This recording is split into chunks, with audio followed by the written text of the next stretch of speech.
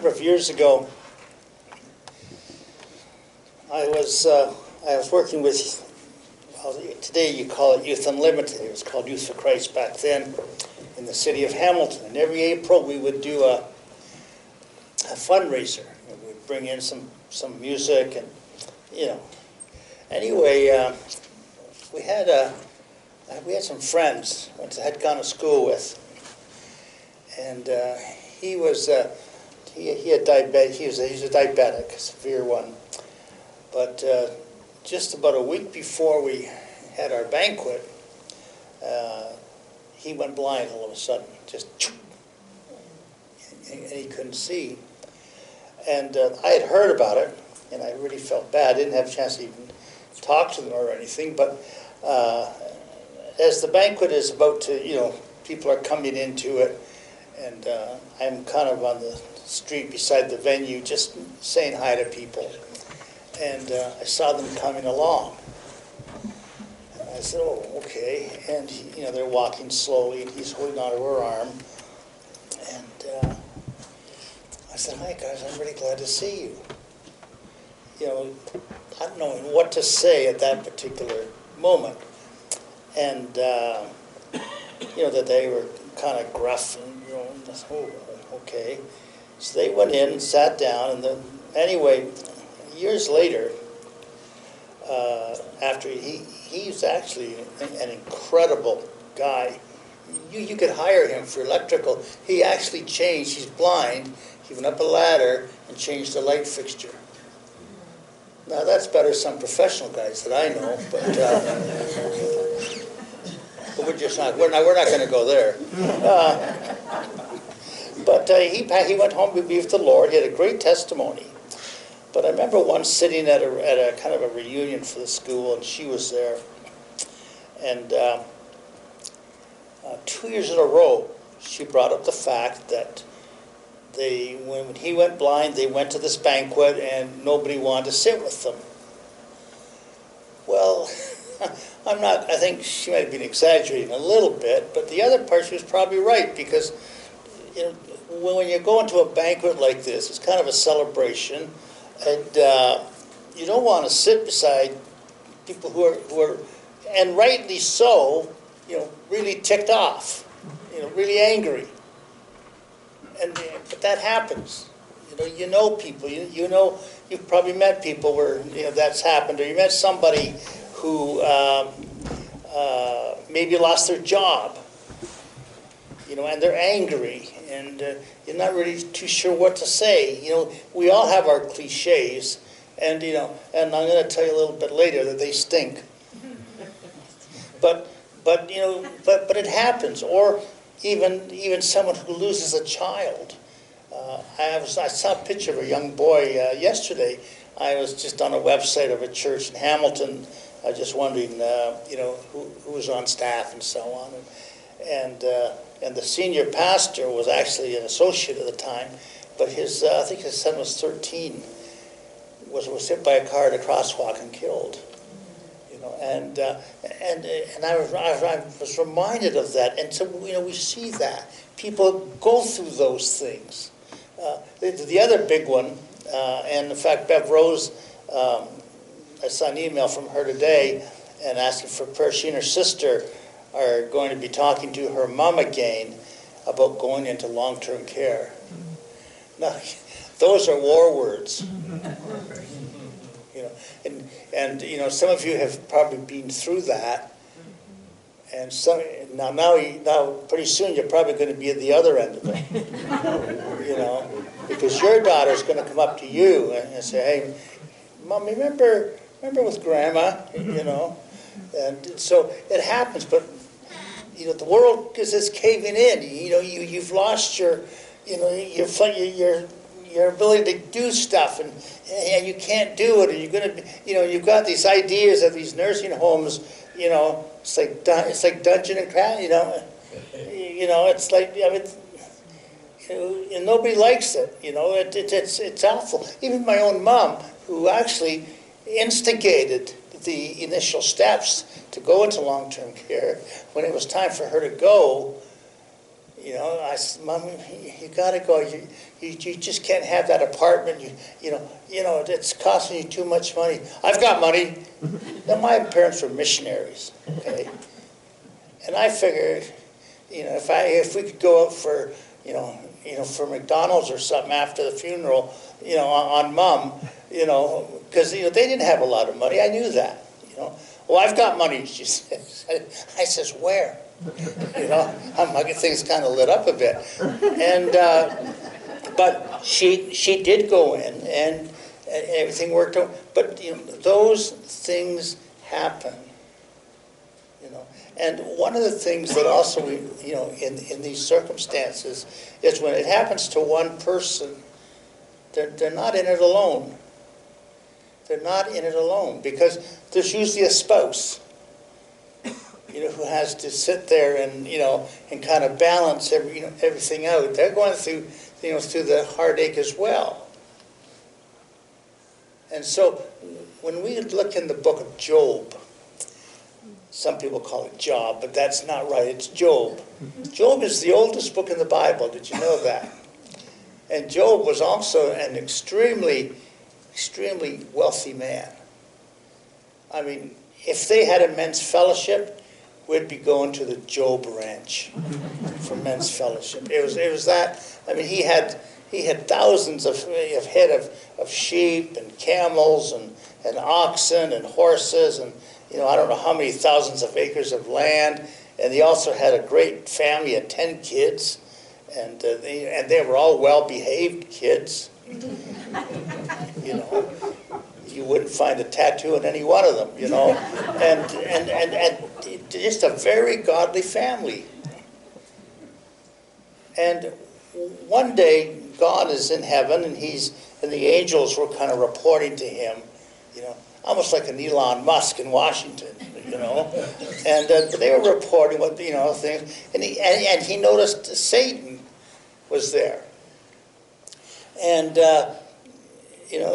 he says, "Well, what are you doing, Satan?" "Oh, I'm just moving about the earth." Now, Peter warns us about that. Remember, he roams like a roaring lion, seeking whom he may devour. So he said, "Yeah, I just rose on." "Well, have you looked at my man Job?"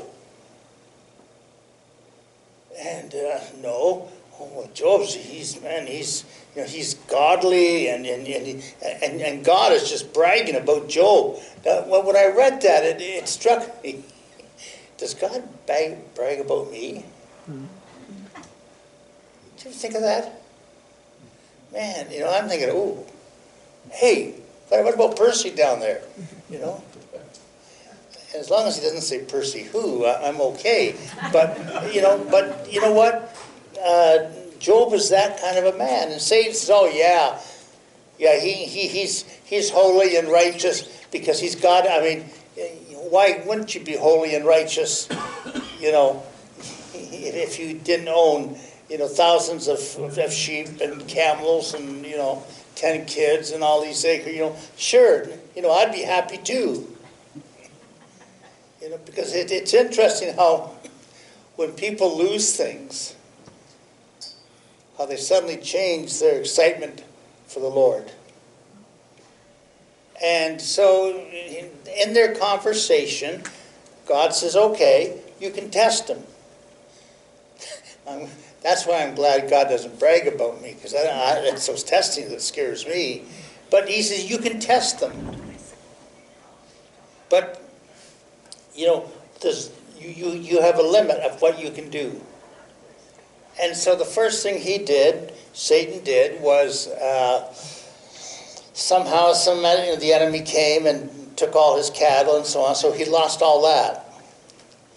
And then there was some kind of a hurricane or something that came and tore down his house while all his kids were inside, and they all were killed.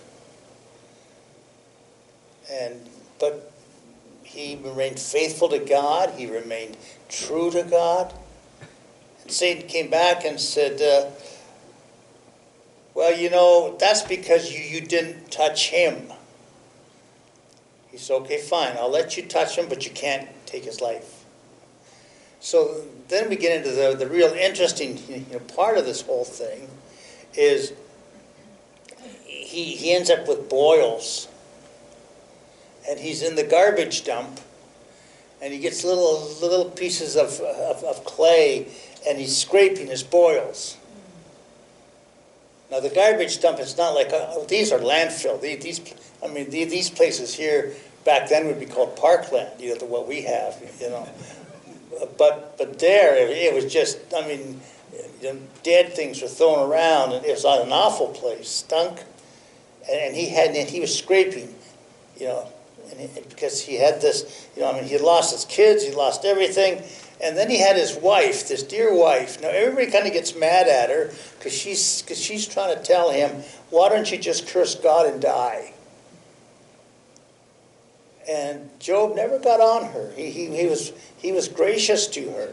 And one of the things I think couples need to understand, when you go through these life-changing experiences, you need to encourage.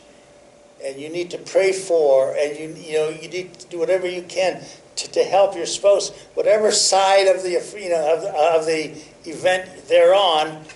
They need to know that they're loved and they're cared for, and that God loves them. And sometimes when things happen like this, or when there's an accident and there's a loss of life, oftentimes couples divorce. And that's not what God really wants. Now, Job, he was, he just sat there and kind of scraped everything, and he was just as low as you could ever go. And then something really interesting happened to him. Now, I remember as a young man, I used to love to watch hockey on Saturday night at 8 o'clock. And that's a long time ago, I know. And one year, Leaf Captain George Armstrong. Do you guys remember George Armstrong? Yeah. Chief, right? Yeah. Yeah. Well, that's when men were men. Anyway, he was injured, and he ended up in the hospital, East General Hospital. And my friend Max, his mom, happened to be a nurse on the floor where George, the Chief Armstrong, lay. Or was, I don't know what you call it. I use hospitalized anyway. So she got us to go up. We were able to go up, Max and I. And we waited outside his room. And I remember hearing her. She went in and said, "Oh, Mr. Armstrong, you've got some visitors." And in we walked. He says, "Hello, boys. How are you?" Oh, And we had a little conversation, and then we kind of. But I still remember that. And so Job is sitting there in this, having gone through all these things with his kids and his cattle and all that, and he's just devastated. He is just totally devastated, and he's scratching himself. I've never had boils, but they're awful things I hear. We used to see them a lot in Africa, but it's just awful. So his visitors decide to come, and I want to. No, we're not going to cover the whole conversation he had with his visitors. We will do that some other time in another message. You'll get part 2. Now, these things just don't come off as regularly scheduled. So you're going to have to come to church every single Sunday for the rest of your life. Well, these 3 men, and they were a little older than he was. They lived, a distance away from him. Actually, they weren't like neighbors or good buddies or stuff like that. But they were friends, and they hear about this, and so they make the arrangement that they want to go and see Job. So, time passes, and the news. They were getting news of how things were going, and so on, and then there's a little bit of travel involved, so they're probably on donkeys or camels more than likely, and traveled together, to find Job. And they went as soon as they could to be with him. I remember years ago, we just got back from holidays, and I don't know, I might have been just in public school, I can't remember, it was either public school or early high school. And when we got home, my mom came out of the house quickly. We were unpacking the car and stuff. And she says to my dad, Doug Johnson had a stroke. Now, the Johnsons were very close, friends of my parents. In fact, they were so close. They could just walk in the house without knocking. Do you have friends like that? You got those too? Boy, that bugged me as a kid. That used to bug me, In fact, one day I was at home alone. I shouldn't tell you this because my mom might be listening. But they were out, and I saw Dad kind of pull up. So the curtains were closed, fortunately.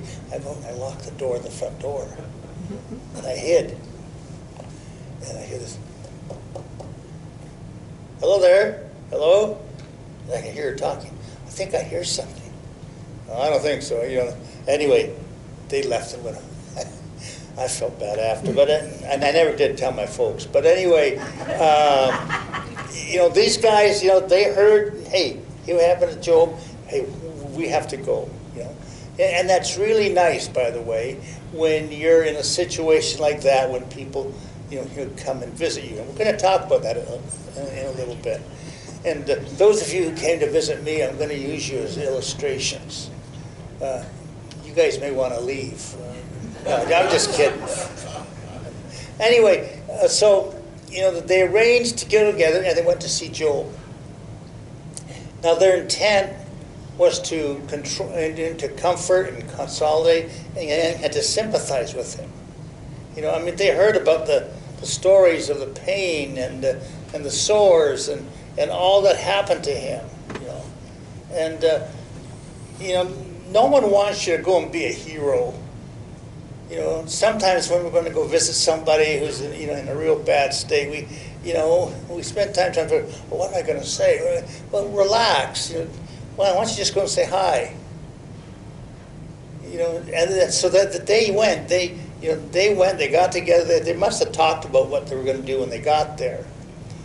And when they get there, Job's condition really affects them. Because we're told that they saw him from a distance, and they began to weep and tear their robes and throw dust on their heads. And hopefully a lot of this was done away from Job, because that's probably not what he needed. But when you're with someone, don't go on and on and on about the situation and express your diagnosis. Be sad, but don't go with some, and try to express sadness. Unless you have been there in their shoes, you really will never understand what it means. And basically, I don't really know what you're going through today, but I feel for you and I'm praying for you.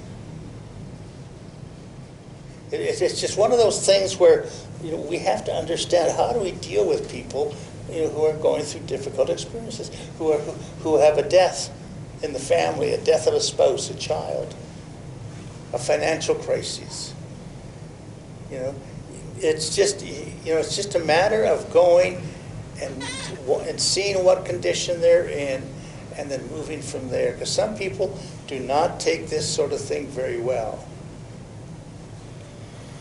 Some others, they're great. There's no problem. But we're all different, and you have to understand. Lord, how do you want me to act? Now, we're told that when they got there, they didn't say anything.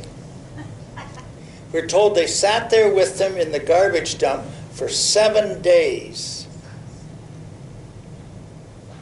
For 7 days, setting the time for mourning with him. And, they saw how he was suffering. But they didn't say a thing. Isn't that incredible? That's pretty easy. Sometimes we think when I go I gotta find a verse nobody else knows. Well, you're never going to find one of those. You know, I mean, come on. Or you feel that, well, boy, well, what am I going to say? I gotta, because we all want the cliche. You know, we want some fancy little cliche that, oh, that's better than Solomon. You know, sometimes we just can't do that. And in fact, I mean, I appreciated that those of you who were able to come see me in the hospital, because you really didn't say anything. And that's fine, you know. I had one of my parishioners say, Pastor, if I'm sick and you're coming, I don't want you to come and see me. That's great, write your name off, you know. But you know what? But you just come and say hi. Now, one of the problems I had, of course, when I was in, is it was winter time. And it's especially here at Chesley when I was there, people would come in and you'd have the toque, you'd have your really heavy, you know, winter coat, and you'd wear a mask. How am I know who you are? You know, I think you're just here to take my lunch. You know, like, who are you? You know, it's really kind of interesting. But these guys just didn't say a thing.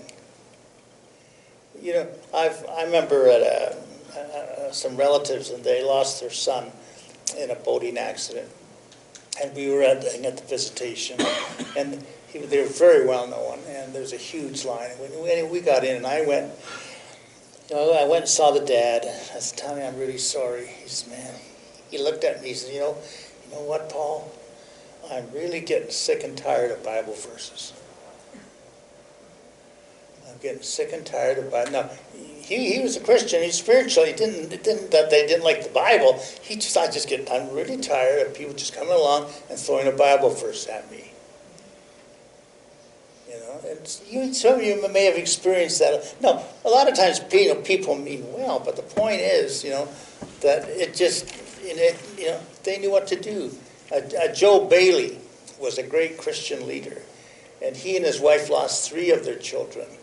One was 18 days old, and the other one was, I think, about 5, and then one at 18. And Joe Bailey, you know, he wrote about this in a book called The Last Thing We Talked About. And in it he says, I was sitting torn by grief. Someone came and talked to me of God's dealings, of why it happened, of hope beyond the grave. He talked constantly. Had some things he said some things I knew were true. I was unmoved, except I wish he would go away. And he finally did. And then he says, another came and sat beside me, and he didn't talk. He didn't ask leading questions. He just sat there, you know, by my bedside for an hour or more, listened, and when I said something, he answered briefly. He prayed simply and left. He said, I was moved. I was comforted. I hated to see him go. And so I talked to a friend at my first church that I pastored. And there was one man there who died of cancer. And I was talking to his married son, who was part of my church. And he said, you know, after Dad died, another man in the church who had gone through the same experience, you know, years earlier, you know, with his father dying, and he said after the funeral, and he said he took me fishing. You guys would like that, eh? He took me fishing, he said, and it was the best thing to happen to me at that time. You know, and that's what the son said. He said, man, you know what? You know what really helped me? I went out fishing. I went out fishing. And so, you know, we have to understand that sometimes we have to be really careful and sensitive. Lord, what do you want me to say? I mean, as I said, you know, I appreciate it. And a bunch of you actually came down to Hamilton. That's what, it kind of blew me away, but what on earth? You know, why would they do that? You know, I mean, you know, first I had Larry and Ronnie show up, you know, so I knew then I wasn't in heaven.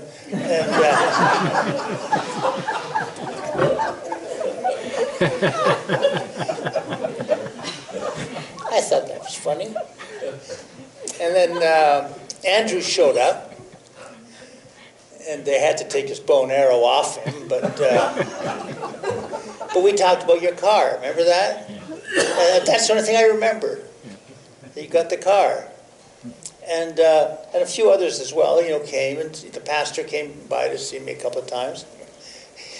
And they were great visits. I mean, I don't think any of you ever tried to give me a sermon or anything, and you didn't kind of, throw your favorite 100 verses at me. And you know what? It was nice to talk. To be quite honest, I was more phased out, because of the drugs they were giving me.